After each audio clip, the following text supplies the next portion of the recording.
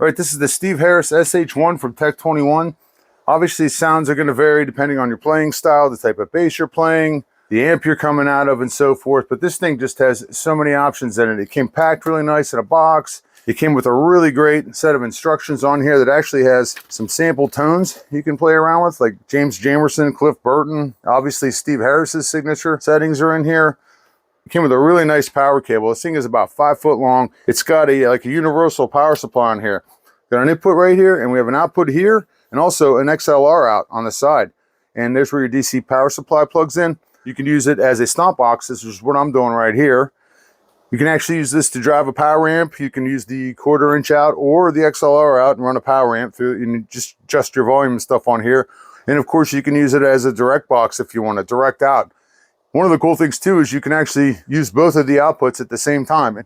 And if you want to, it says it has enough power to drive most headphones, so you can come with the out. You can either use the 1/4 inch out or get an adapter and use it that way. It may not be very loud, they say, but it will work.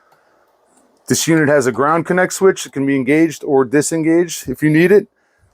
It has a speaker simulation button right here. It has a bite button, which adds a little bite to it, obviously. All right, when you're using this thing also functions as a chromatic tuner. We got a tuner on here, and when you press the tuner, it's a true bypass on there. Bypasses it. You can see I've even got this tuned to a 1/2 step low. Real easy to see on stage. Pretty cool pedal. Looks great. Sounds great. Lightweight. Steve Harris, Tech 21.